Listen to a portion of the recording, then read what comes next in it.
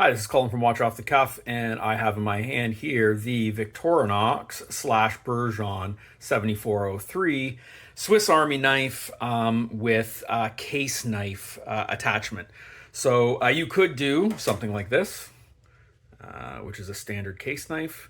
Bergeon has a branded Swiss Army knife that has a case knife in here instead of what might otherwise be another tool, small blade, etc. So the case knife, I'm just going to grab a random watch from the bench here, is used to open the back of a case. That's why they call it a case knife. And there's usually a notch. There's a notch up here. Sometimes it's on this side here. But anyway, we simply take that where that notch is. We push in.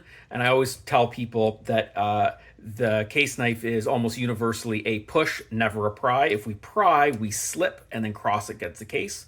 So we just press in here.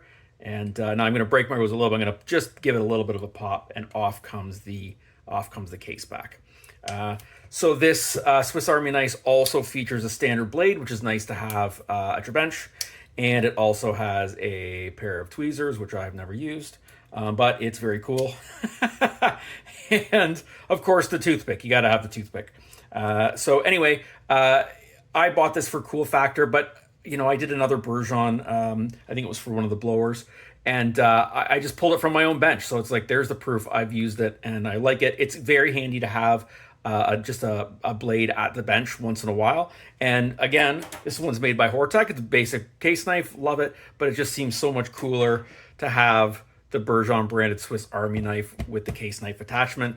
And that's essentially how it comes from Bergeon, the Victorinox casing, which of course the Bergeon sticker on there to identify it as the 7403. That's it. This is Colin from Watch Off the Cuff. I have these for sale on the website, and thanks again for watching. Cheers.